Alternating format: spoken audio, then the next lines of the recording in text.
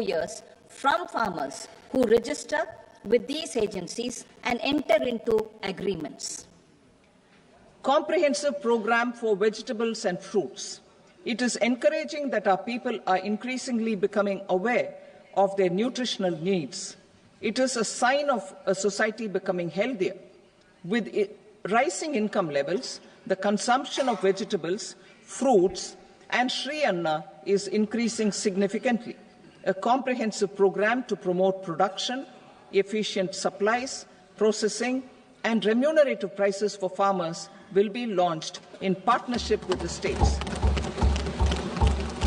Appropriate institutional mechanisms for implementation and participation of farmer-producer organizations and cooperatives will be set up. Makhana Board in Bihar. For this, there is a special opportunity for the people of Bihar. A Makhana Board will be established in the state to improve production, processing, value addition, and marketing of makhana. The people engaged in these activities will be organized into FPOs. The board will provide hand-holding and training support to makhana farmers and will also work to ensure they receive the benefits of all relevant government schemes. A national mission on high-yielding seeds will be launched, aimed at 1. Strengthening research ecosystem, 2.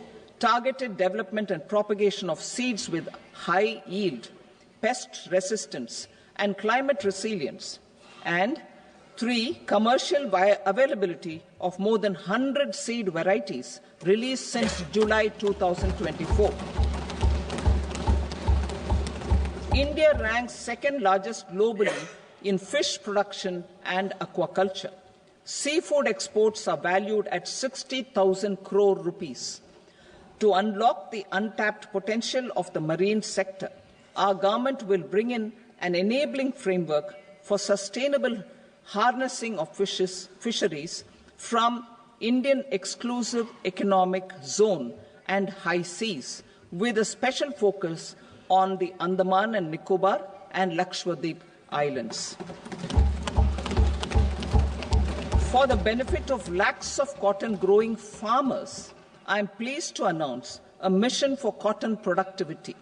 This 5-year mission will facilitate significant improvements in productivity and sustainability of cotton farming and promote extra long staple cotton varieties.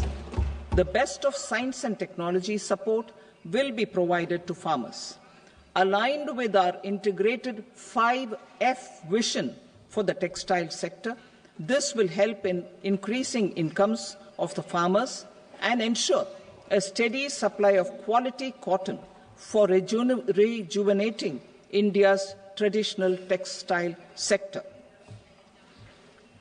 Kisan credit cards facilitate short-term loans for 7.7 crore farmers, fishermen, and dairy farmers. The loan limit under modified interest subvention scheme will be enhanced from 3 lakh rupees to 5 lakh rupees for loans taken through the KCC. For Atmanirbharta in urea production, our government had reopened 3 dormant urea plants in the eastern region. To further augment urea supply, a plant with annual capacity of 12.7 lakh metric tons will be set up at Namrup in Assam.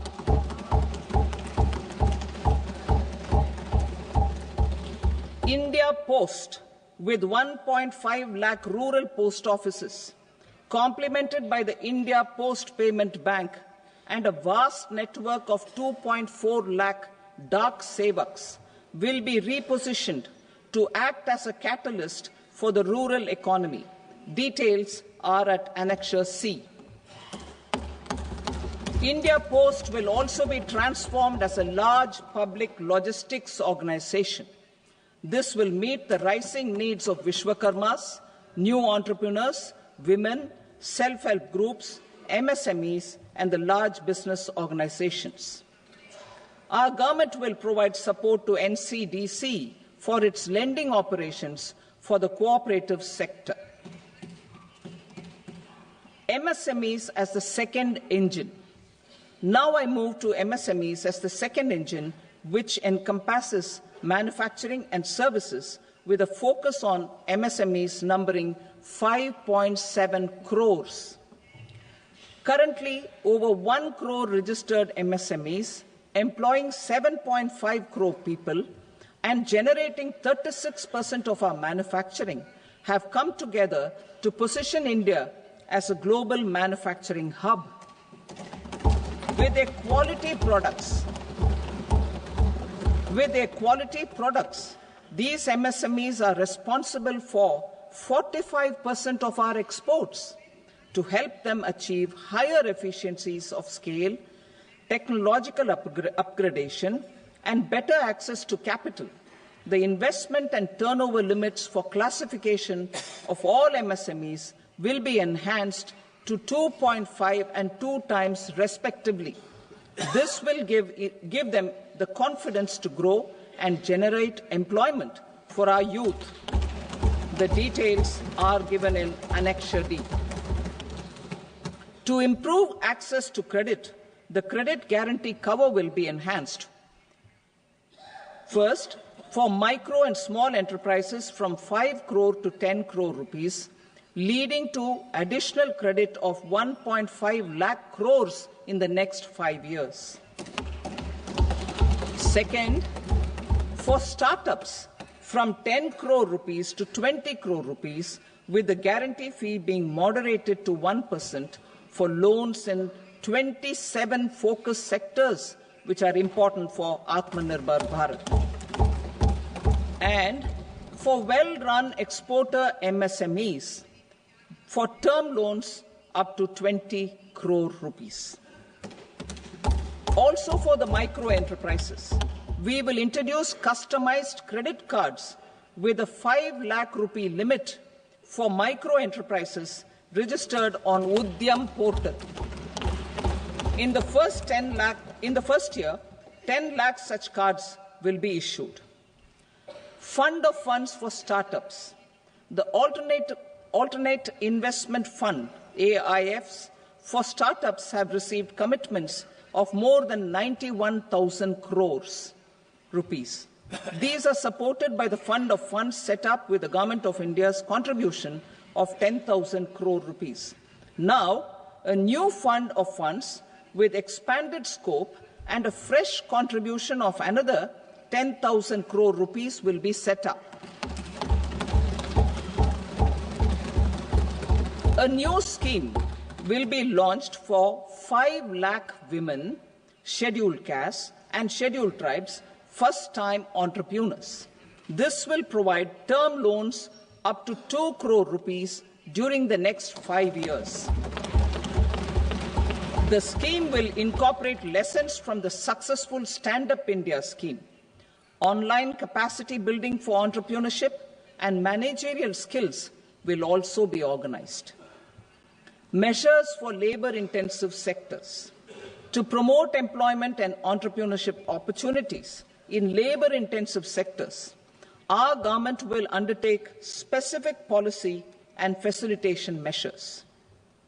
To enhance the productivity, quality, and competitiveness of India's footwear and leather sector, a focused product scheme will be implemented. The scheme will support design capacity, component manufacturing, and machinery required for production of non-leather quality footwear, besides the support for leather footwear and products. The scheme is expected to facilitate employment for 22 lakh persons, generate over 4 lakh crore rupees, and exports of over 1.1 lakh crore rupees. Measures for the toys sector. Building on the National Action Plan for Toys, we will implement a scheme to make India a global hub for toys. The scheme will focus on development of clusters, skills, and a manufacturing ecosystem that will create high-quality, unique, innovative, and sustainable toys that will represent the Made in India brand. Support for food processing. In line with our commitment towards Purvodaya, we will establish a National Institute of Food Technology, Entrepreneurship and Management in Bihar. The institute will provide a strong fillip to food processing activities in the entire eastern region. This will result in 1. Enhanced income for the farmers through value addition to their produce, and 2. Skilling entrepreneurship and employment opportunities for the youth. Manufacturing mission, furthering Make in India. Our government will set up a national manufacturing mission covering small, medium and large industries for furthering Make in India by providing policy support, execution roadmaps, governance and monitoring framework for central ministries and states. Details are in Annexure E. Given our commitment to climate-friendly development, the mission will also support clean tech manufacturing. This will aim to improve domestic value addition and build our ecosystem for solar PV cells, EV batteries, motors and controllers, electrolyzers, wind turbines, very high voltage transmission equipment and grid-scale batteries. Investment as the third engine. Now I move to investment as the third engine, which encompasses investing in people, investing in the economy, and investing in innovation. Investing in people. Saksham Anganwadi and Poshan 2.0. Saksham Anganwadi and Poshan 2.0 program provides nutritional support to more than 8 crore children, 1 crore pregnant women and lactating mothers all over the country, and about 20 lakh adolescent girls in aspirational districts and the Northeast region. The cost norms for these nutritional support will be enhanced appropriately. Atal Tinkering Labs. 50,000 Atal Tinkering Labs will be set up in government schools in the next 5 years to cultivate the spirit of curiosity and innovation and foster a scientific temper among young minds. Broadband connectivity to government secondary schools and PHCs. Broadband connectivity will be provided to all government secondary schools and primary health centers in rural areas under the BharatNet project. Bharatiya Bhasha Pustak Scheme. We propose to implement a Bharatiya Bhasha Pustak scheme to provide digital form Indian language books for schools and for higher education. This aims to help students understand their subjects better and in their language. National Centers of Excellence for Skilling. Building on the initiative announced in the July 24 budget, 5 national centers of excellence for skilling will be set up with global expertise and partnerships to equip our youth with the skills required for Make for India, Make for the World manufacturing. The partnership will cover curriculum design, training of trainers, and a skills certification framework and periodic reviews. Expansion of capacity in IITs. Total number of students in 23 IITs has increased 100% from 65,000 to 1.35 lakh in the past 10 years.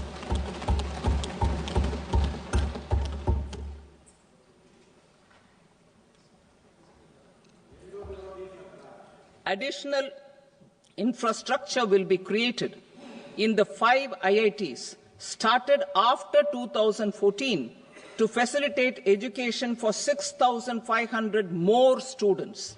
Hostel and other infrastructure capacity at IIT Patna will also be expanded.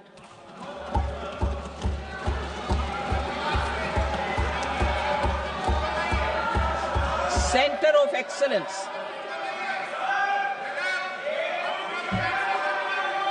Center of Excellence in AI for Education.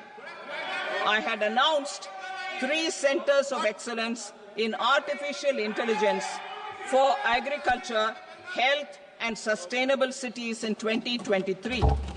Now a center of excellence in artificial intelligence for education will be set up with a total outlay of 500 crores. Expansion of medical education. Our government has added almost 1.1 lakh undergraduate and postgraduate medical education seats in 10 years, an increase of 130%. In the next year, 10,000 additional seats will be added in medical colleges and hospitals towards the goal of adding 75,000 seats in the next 5 years. Daycare cancer centers in all district hospitals. Our government will facilitate setting up of daycare cancer centers in all district hospitals in the next 3 years. 200 centers will be established in 25-26 itself. Strengthening urban livelihoods. Our government has been giving priority to assisting urban poor and vulnerable groups. A scheme for socio-economic upliftment of urban workers will be implemented to help them improve their incomes, have sustainable livelihoods, and a better quality of life. PM Swanidhi scheme has benefited more than 68 lakh street vendors, giving them respite from high-interest informal sector loans.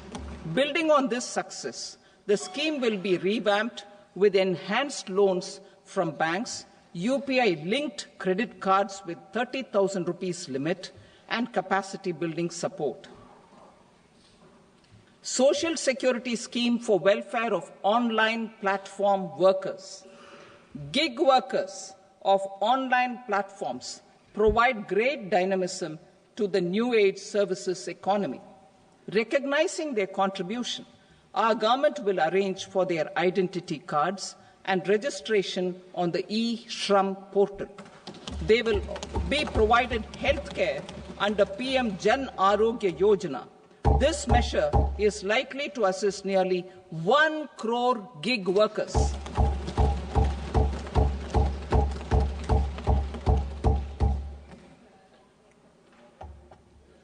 Investing in the economy. Public-private partnership in infrastructure. Each infrastructure-related ministry will come up with a 3-year pipeline of projects that can be implemented in PPP mode. States will also be encouraged to do so and can seek support from the India Infrastructure Project Development Fund, which is a scheme to prepare PPP proposals. Support to states for infrastructure. An outlay of 1.5 lakh crore is proposed for the 50-year interest-free loans to states for capital expenditure and incentives for reforms. Building on the success of the first asset monetization plan announced in 2021, the second plan for 2025 to 30 will be launched to plow back capital of 10 lakh crore in new projects. Regulatory and fiscal measures will be fine-tuned to support the plan. Jal Jeevan Mission. Since 2019, 15 crore households, representing 80% of India's rural population, have been provided access to portable tap water connections. To achieve 100% coverage, I am pleased to announce the extension of this mission until 2028 with an enhanced total outlay. The mission's focus will be on the quality of infrastructure and O&M of rural piped water supply schemes through Jan Bhagidari.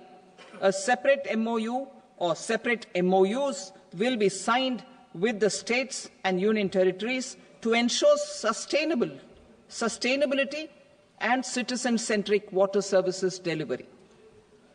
Urban sector reforms.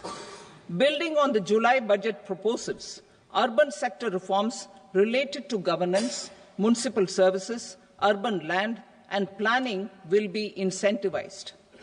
Urban Challenge Fund. The government will set up an Urban Challenge Fund of 1 lakh crore rupees to implement the proposals for cities as growth hubs, creative redevelopment of cities, and for water and sanitation purposes announced in the July budget. This fund will finance up to 25% of the cost of bankable projects, with a stipulation that at least 50% of the cost is funded from bonds, bank loans, and PPPs. An allocation of 10,000 crore is proposed in 2025-26. Power sector reforms. We will incentivize electricity distribution reforms and augmentation of intra-state transmission capacity by states. This will improve financial health and capacity of electricity companies. Additional borrowing of 0.5% of GSDP will be allowed to states contingent on these reforms. Nuclear energy mission for Vikasit Bharat. Development of at least 100 gigawatt of nuclear energy by 2047 is essential for our energy transition efforts. For an active partnership with the private sector towards this goal, amendments to the Atomic Energy Act and the Civil Liability for Nuclear Damage Act will be taken up. A nuclear energy mission for research and development of small modular reactors with an outlay of 20,000 crore will be set up. At least 5 indigenously developed small modular reactors will be operationalized by 2033. Shipbuilding. The shipbuilding financial assistance policy will be revamped to address cost disadvantages.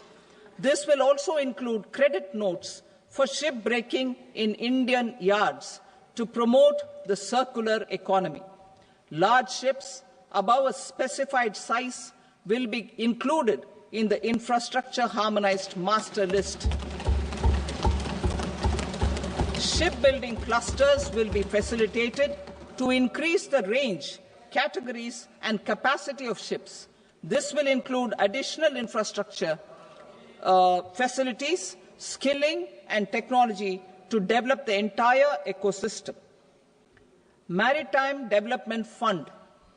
For long-term financing for the maritime industry, a Maritime Development Fund with a corpus of 25,000 crore rupees will be set up. This will be for distributed support and promoting competition. This will have up to 49% contribution by the government, and the balance will be mobilized from ports and from private sector. Udan regional connectivity schemes. Udan has enabled 1.5 crore middle-class people to meet their aspirations for speedier travel. The scheme has connected 88 airports, and operationalized 619 routes.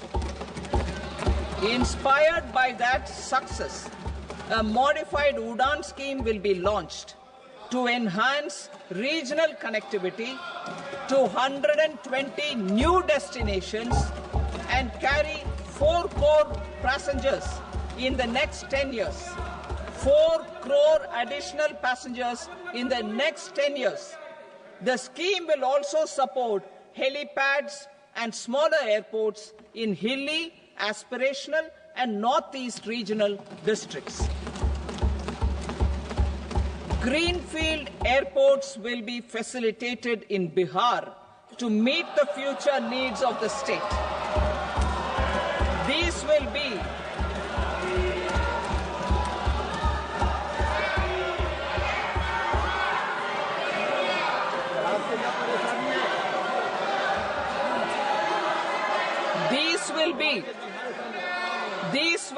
in addition to the expansion of the capacity of Patna Airport and a brownfield airport in Beta. Western Kosi Canal project in Mithilanchal. Financial support will be provided for the Western Kosi Canal ERM project, benefiting a large number of farmers cultivating over 50,000 hectares of land in the Mithilanchal region of Bihar. Mining sector reforms.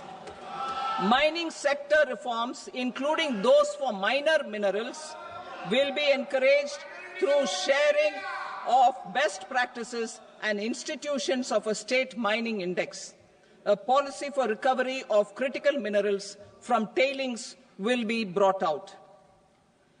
Under the special window for affordable and mid-income housing, SWAMI, 50,000 dwelling units in stressed housing projects have been completed and keys handed over to home buyers. Another 40,000 units will be completed in 2025, further helping middle-class families who were paying EMIs on loans taken for apartments while also paying rent for their current dwellings. Building on this success, SWAMI Fund 2 will be established as a blended finance facility with contribution from the government, banks and private investors. This fund of 15,000 crore rupees will aim for expeditious completion of another 1 lakh units. PM Gati Shakti data for private sector. For furthering PPPs and assisting the private sector in project planning, access to relevant data and maps from the PM Gati Shakti portal will be provided. Tourism for employment-led growth. Top 50 tourist destination sites in the country will be developed in partnership with states through a challenge mode. Land for building key infrastructure will have to be provided by the states. Hotels in these destinations will be included in the infrastructure harmonized list. The following measures will be taken for facilitating employment-led growth: organizing intensive skill development programs for our youth, including in institutes of hospitality management, providing mudra loans for homestays, improving ease of travel and connectivity to tourist destinations, providing performance-linked incentives to states for effective destination management, including tourist amenities, cleanliness, and marketing efforts, and introducing streamlined e-visa facilities along with visa fee waivers for certain tourist groups. Continuing with the emphasis on places of spiritual and religious significance, in the July budget, there will be a special focus on destinations related to the life and times of Lord Buddha. Medical tourism and heal in India. Medical tourism and heal in India will be promoted in partnership with the private sector, along with capacity building and easier visa norms. Investing in innovation. To implement private sector-driven research, development and innovation initiatives announced in the July budget, I am now allocating 20,000 crore rupees for this purpose. A deep tech fund of funds will also be explored to catalyze the next generation startups as a part of this initiative. In the next 5 years, under the PM Research Fellowship Scheme, we will provide 10,000 fellowships for technological research in IITs and IISc with enhanced financial support. The second gene bank with 10 lakh germplasm lines will be set up for future food and nutritional security. This will provide conservation support to both public and private sectors, for genetic resources. We will start a national geospatial mission to develop foundational geospatial infrastructure and data. Using PM Gati Shakti, this mission will facilitate modernization of land records, urban planning, and design of infrastructure projects. A Gyan Bharatam mission for survey, documentation, and conservation of our manuscript heritage with academic institutions, museums, libraries, and private collectors will be undertaken to cover more than 1 crore manuscripts. We will set up a national digital repository of Indian knowledge systems for knowledge sharing. Now I move to exports as the fourth engine. We will set up an export promotion mission with sectoral and ministerial targets driven jointly by the Ministries of Commerce, MSME, and Finance. It will facilitate easy access to export credit, cross-border factoring support, support to MSMEs to tackle non-tariff measures in overseas markets. A digital public infrastructure, Bharat Trade Net, for international trade will be set up as a unified platform for trade documentation and financing solutions. This will complement the Unified Logistics Interface platform. The BTN will be aligned with international practices. Support will be provided to develop domestic manufacturing capacities for our economy's integration with global supply chains. Sectors will be identified based on objective criteria. Facilitation groups with participation of senior officers and industry representatives will be formed for select products and supply chains. Through this, there are huge opportunities related to Industry 4.0, which needs high skills and talent. Our youth have both. Our government will support the domestic electronic equipment industry to leverage this opportunity for the benefit of our youth. A national framework will be formulated as guidance to states for promoting global capability centers in emerging Tier 2 cities. This will suggest measures for enhancing availability of talent and infrastructure, building bylaw reforms, and mechanisms for collaboration with industry. Our government will facilitate upgradation of infrastructure and warehousing for air cargo, including high-value perishable horticultural produce.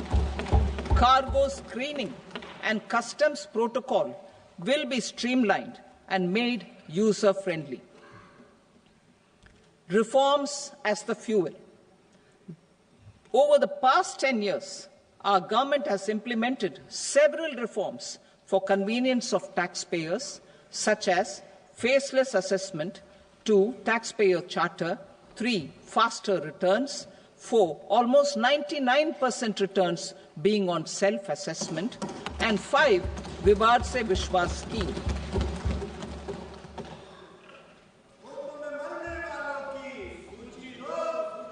Continuing these efforts, I reaffirm the commitment of the Tax Department to trust first, scrutinize later. I also propose to introduce the new income tax bill next week. I will detail the indirect tax reforms and changes in direct taxes in Part B. Financial sector reforms. The FDI limit for the insurance sector will be raised from 74 to 100%. This enhanced limit will be available for those companies which invest the entire premium in India. The current guardrails and conditionalities associated with foreign investment will be reviewed and simplified. The services of India Post Payment Bank will be deepened and expanded in rural areas. NABFID will set up a partial credit enhancement facility for corporate bonds for infrastructure. Public sector banks will develop Grameen Credit Score Framework to serve the credit needs of SHG members and people in rural areas. A forum for regulatory coordination and development of pension products will be set up. To implement the earlier announcement on simplifying the KYC processes, the revamped Central KYC Registry will be rolled out in 2025. We will also implement a streamlined system for periodic updating. Requirements and procedures for speedy approval of company mergers will be rationalized. The scope for fast-track mergers will also be widened and the process made simpler. As proposed in the interim budget, we signed bilateral investment treaties with 2 countries in 2024 to encourage sustained foreign investment, and in the spirit of First Develop India, the current model BIT will be revamped and made more investor-friendly. In the last 10 years, in several aspects, including financial and non-financial, our government has demonstrated a steadfast commitment to ease of doing business. We are determined to ensure that our regulations must keep up with technological innovations and global policy developments. A light-touch regulatory framework based on principles and trust will unleash productivity and employment. Through this framework, we will update regulations that were made under old laws. To develop this modern, flexible, people-friendly and trust-based regulatory framework appropriate for the 21st century, I propose 4 specific measures. A high-level committee for regulatory reforms will be set up for a review of all non-financial sector regulations, certifications, licenses, and permissions. The committee will be expected to make recommendations within a year. The objective is to strengthen trust-based economic governance and take transformational measures to enhance ease of doing business, especially in matters of inspection and compliances. States will be encouraged to join in this endeavour. An investment friendliness index of states will be launched in 2025 to further the spirit of competitive, cooperative federalism. Under the Financial Stability and Development Council, a mechanism will be set up to evaluate impact of the current financial regulations and subsidiary instructions. It will also formulate a framework to enhance their responsiveness and development of the financial sector. In the Jan Vishwas Act 2023, more than 180 legal provisions were decriminalized. Our government will now bring up the Jan Vishwas Bill 2.0 to decriminalize more than 100 provisions in various laws. I now move to fiscal policy. In the July budget, I had committed to staying the course for fiscal consolidation. Our endeavour will be to keep the fiscal deficit each year such that central government debt remains on a declining path as a percentage of the GDP. The roadmap for the next 6 years has been detailed in the FRBM statement. Revised estimates for 2024-25. The revised estimate of the total receipts other than borrowings is 31.47 lakh crore rupees, of which the net tax receipts are 25.57 lakh crore rupees. The revised estimate of the total expenditure is 47.16 lakh crore rupees, of which the capital expenditure is about 10.18 lakh crore rupees. The revised estimate of the fiscal deficit is 4.8% of the GDP.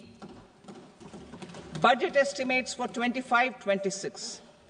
Coming to 25-26, the total receipts other than borrowings and total expenditure are estimated at 34.96 lakh crore rupees and 50.65 lakh crore rupees respectively. The net tax receipts are estimated at 28.37 lakh crore rupees. The fiscal deficit is estimated to be 4.4% of GDP. To finance the fiscal deficit, the net market borrowings from dated securities are estimated at 11.54 lakh crore.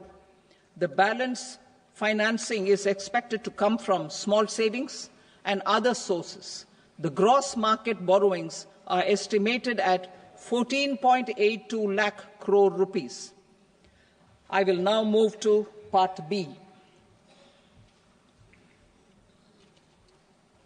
Indirect taxes. My proposals relating to customs aim to rationalize tariff structure and address duty inversion. These will also support domestic manufacturing and value addition, promote exports, facilitate trade, and provide relief to common people. Rationalization of customs tariff structure for industrial goods. As a part of comprehensive review of customs rate structure announced in July 2024 budget, I propose to 1. Remove 7 tariff rates. This is over and above the 7 tariff rates removed in 23-24 budget. After this, there will be only 8 remaining tariff rates, including 0 rate. 2. Apply appropriate cess to broadly maintain effective duty incidence, except on a few items where such incidence will reduce marginally. 3. Levy not more than 1 cess or surcharge. Therefore, I propose to exempt social welfare surcharge on 82 tariff lines that are subject to a cess. I shall now take up sector-specific proposals. To provide relief to patients, particularly those suffering from cancer, rare diseases, and other severe chronic diseases, I propose to add 36 life-saving drugs and medicines to the list of medicines fully exempted from basic custom duty.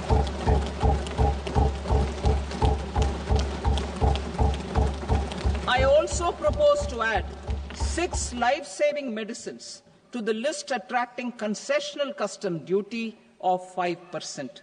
Full exemption and concessional duty will also respectively apply on the bulk drugs for manufacture of the above.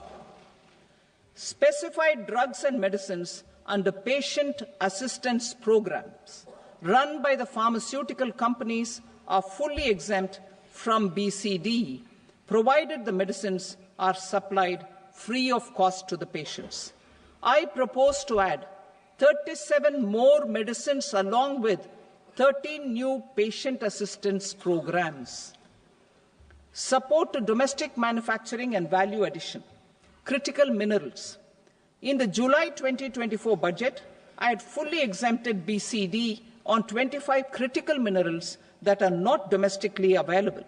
I had also reduced BCD of 2 other such minerals to provide a major fillip to their processing, especially by MSMEs. Now, I propose to fully exempt cobalt powder and waste, the scrap of lithium-ion battery, lead, zinc, and 12 more critical minerals. This will help secure the availability for manufacturing in India and promote more jobs for our youth. To promote domestic production of technical textile products such as agro-textiles, medical textiles, and geotextiles at competitive prices, I propose to add 2 more types of shuttle-less looms to the list of fully exempted textile machinery. I also propose to revise the BCD rate on knitted fabrics covered by 9 tariff lines from 10 or 20 to 20% or 115 rupees per kg whichever is higher. Electronic goods.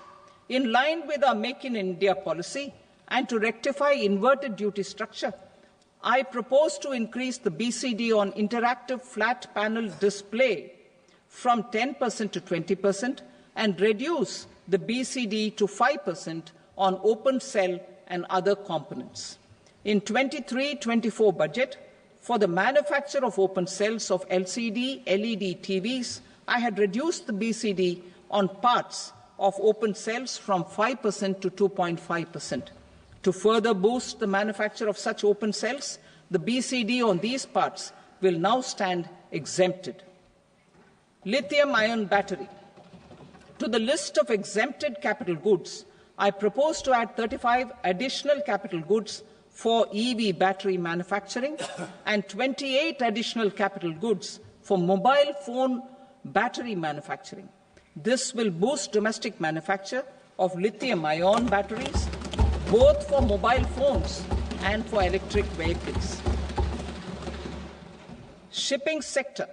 Considering that shipbuilding has a long gestation period, I propose to continue the exemption of BCD on raw materials, components, consumables, or parts for the manufacture of ships for another 10 years.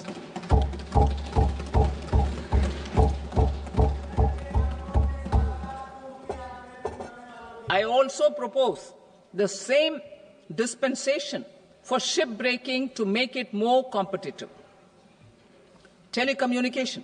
To prevent classification disputes, I propose to reduce the BCD from 20% to 10% on carrier-grade Ethernet switches to make it at par with non-carrier-grade Ethernet switches. Export promotion.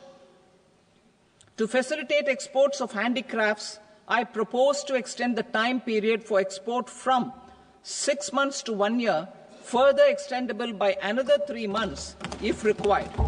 I also propose to add 9 items to the list of duty-free inputs.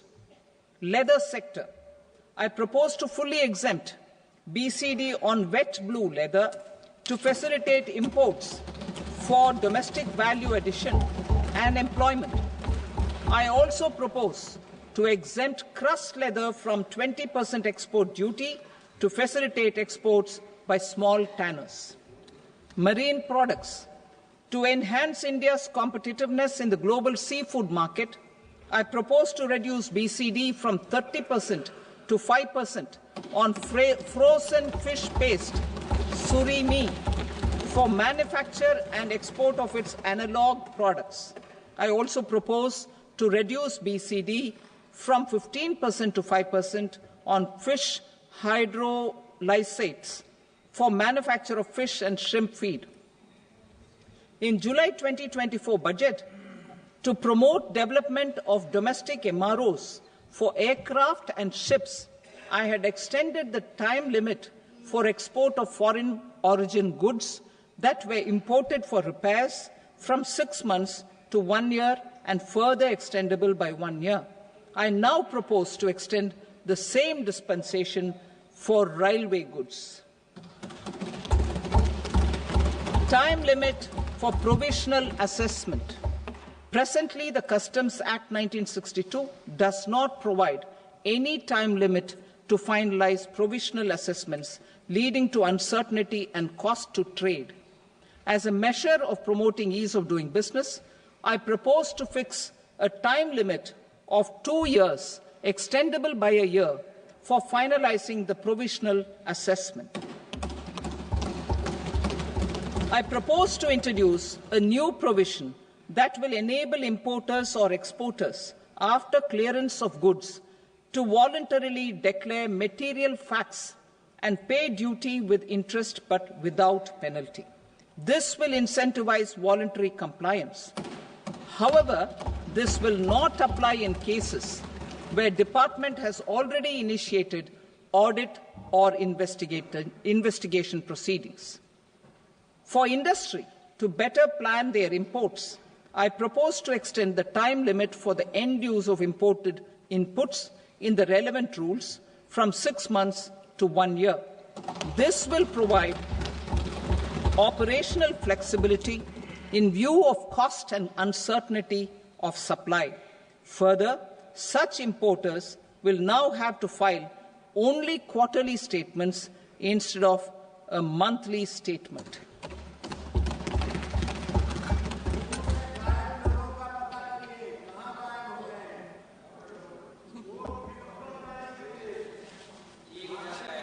I now come to my direct tax proposals. In Part A, I have briefly underlined taxation reforms as one of key reforms to realize our vision of Vikasit Bharat. In respect of criminal law, our government had earlier ushered in Bharatiya Nyaya Sanhita, replacing Bharatiya Danda Sanhita. I am happy to inform this august House and the country that for new income tax bill will carry forward the same spirit of Nyaya in its drafting as well. The new bill will be clear and direct in text, with close to half of the present law in terms of both chapters and words. It will be simple to understand for taxpayers and tax administrators, leading to tax certainty and reduced litigation. Reforms, however, are not a destination. They are means to achieve good governance for our people and economy. Providing good governance primarily involves being responsive. The Tirukural captures this in verse 542, which reads, "Vaanokki vaazhum ulagallam, mannavan kol nokki vaazhum kudi," meaning, just as the living beings live expecting rains, citizens live expecting good governance. Our government is committed to keeping an ear to the ground and a finger on the pulse and responding while balancing our national building efforts.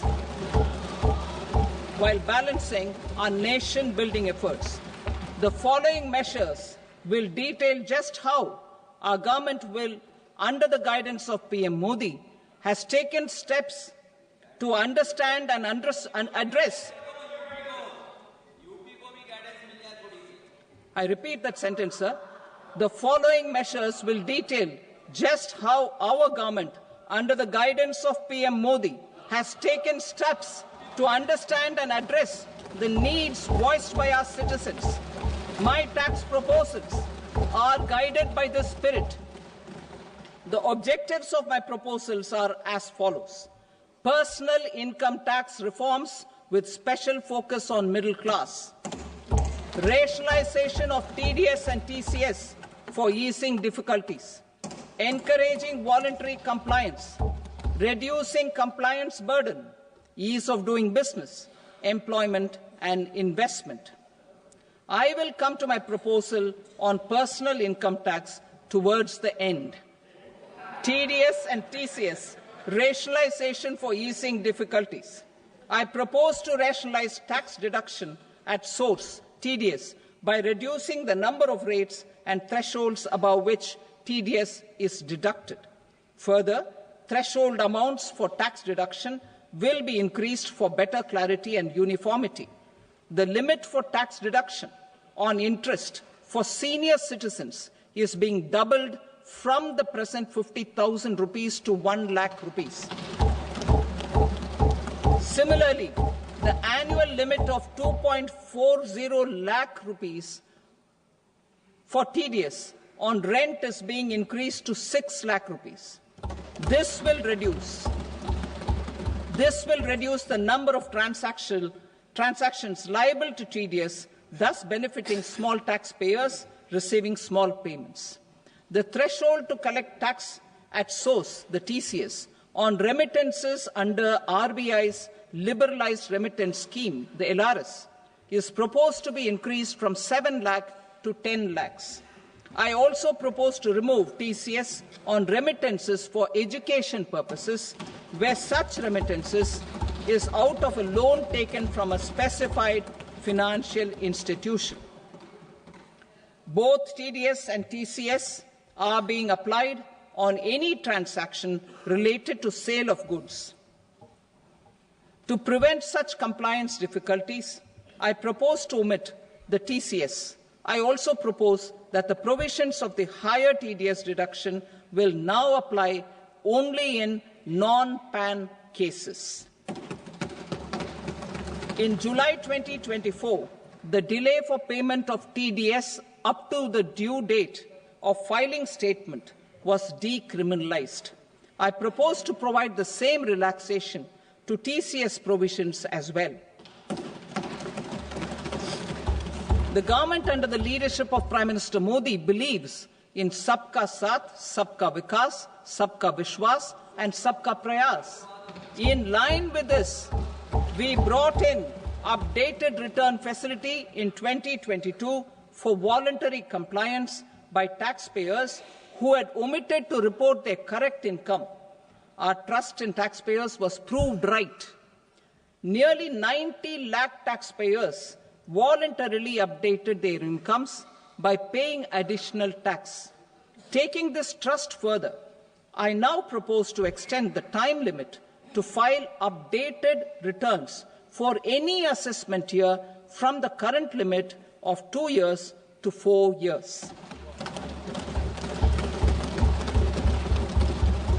I propose to reduce the compliance burden for small charitable trusts and institutions by increasing their period of registration from 5 years to 10 years. It is also proposed that disproportionate consequences do not arise for minor defaults such as incomplete applications filed by charitable entities. Presently, taxpayers can claim the annual value of self-occupied properties as nil only on the fulfillment of certain conditions. Considering the difficulties faced by taxpayers, it is proposed to allow the benefit of 2 such self-occupied properties without any condition. To streamline the process of transfer pricing and to provide an alternative to yearly examination, I propose to introduce a scheme for determining arm's length price of international transaction for a block period of 3 years. This will be in line with global best practices. With a view to reduce litigation and provide certainty in international taxation, the scope of safe harbor rules is being expanded. A number of senior and very senior citizens have very old national savings schemes accounts. As interest is no longer payable on such accounts, I propose to exempt withdrawals made from NSS by individuals on or after 29th August 2024. I am also proposing to allow similar treatment to NPS Vatsalya accounts as is available to normal NPS accounts subject to overall limits. In my speech in July 2024, I had promised that all processes, including giving effect to appellate orders, shall be digitalized and made paperless over the next 2 years. So I'm happy to announce that digitalization is being made operational now. In July 2024, we brought in the Vivad Se Vishwas scheme to resolve income tax disputes pending in appeal. The scheme has received a great response, with nearly 33,000 taxpayers having availed of the scheme to settle their disputes. I have a few proposals to promote investment and employment. It is proposed to provide a presumptive taxation regime for non-residents who provide services to a resident company that is establishing or operating an electronics manufacturing facility. I further propose to introduce a safe harbor for tax certainty for non-residents who store components for supply to specified electronics manufacturing units. Presently, the tonnage tax scheme is available only to sea-going ships. The benefits of existing tonnage tax scheme are proposed to be extended to inland vessels registered under the Indian Vessels Act 2021 to promote inland water transport in the country. extension for incorporation of startups. We continue to support the Indian startup ecosystem. I propose to extend the period of incorporation by 5 years to allow the benefit available to startups which are incorporated before 1/4/2030. In order to attract and promote additional activities in the IFSC, I am inter alia proposing specific benefits to ship leasing units, insurance offices, and treasury centres of global companies which are set up in IFSC. Further, to claim benefits, the cut-off date for commencement in IFSC has also been extended by 5 years to 31/3/2030. Category 1 and Category 2 AIFs are undertaking investments in infrastructure and other such sectors. I propose to provide certainty of taxation to these entities on the gains from securities, to promote funding from sovereign wealth funds and pension funds to the infrastructure sector. I propose to extend the date of making an investment by 5 more years up to 31st March 2030.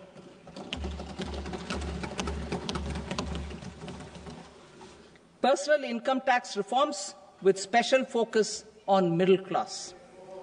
Democracy, demography, and demand are the key support pillars in our journey towards Vikasit Bharat. The middle class provides strength for India's growth. This government, under the leadership of Prime Minister Modi, has always believed in the admirable energy and ability of the middle class in nation building. In recognition of their contribution,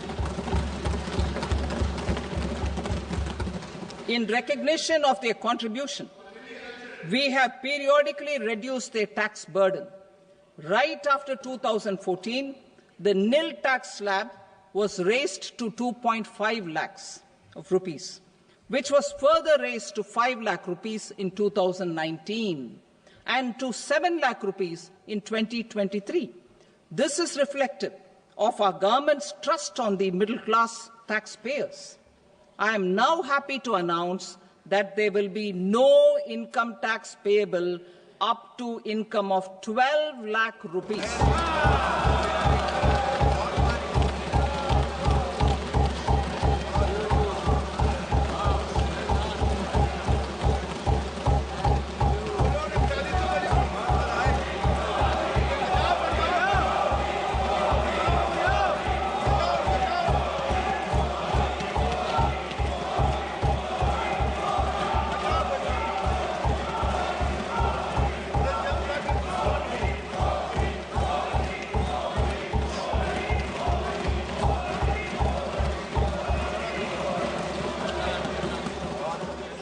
So, average income of 1 lakh per month, other than the special rate income such as capital gains, under the new regime.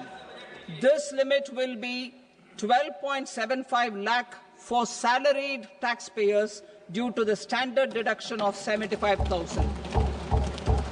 Slabs and rates are being changed across the board to benefit all taxpayers. The new structure will substantially reduce the taxes of the middle class and leave more money in their hands, boosting household consumption, savings, and investment. In the new tax regime, I propose to revise tax rate structures as follows: 0 to 4 lakh rupees nil, 4.8 lakh rupees to 4 to 8 lakh rupees 5%, 8 to 12 lakh rupees 10%, 12 to 16 lakh rupees 15%, 16 to 20 lakh rupees 20%, 20 to 24 lakh rupees 25%, and above 24 lakh rupees 30%. To taxpayers up to 12 lakh of normal income, other than special rate income such as capital gains. I read that again.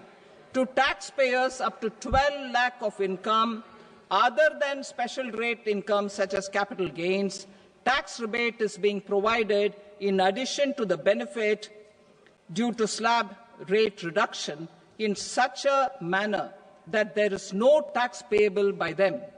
the total tax benefit of slab rate changes and rebate at different income levels can be illustrated with a few examples.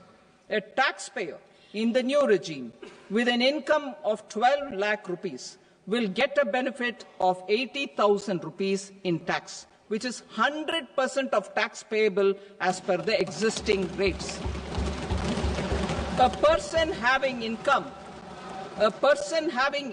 of 18 lakh rupees will get a benefit of 70,000 rupees in tax, that is 30% of tax payable as per existing rates. A person with an income of 25 lakh gets a benefit of 1,10,000 rupees, that is 25% of his tax payable as per existing rates. Details of my tax proposals are given in the annexure. As a result of these proposals, Honourable Speaker, sir, revenue of about 1 lakh crore in direct taxes and 2,600 crores in indirect taxes will be foregone. Mr. Speaker, sir, with this, I commend the budget to this august House.